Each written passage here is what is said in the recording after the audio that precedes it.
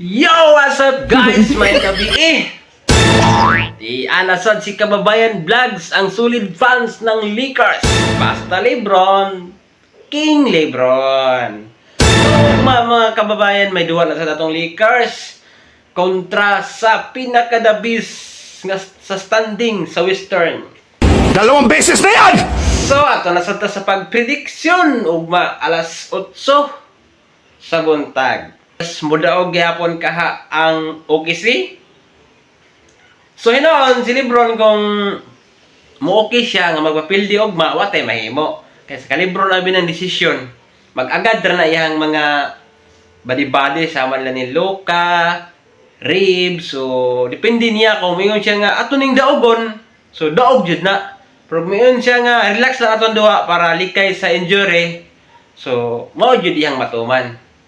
So kita-kits ugma Lakers versus Thunder.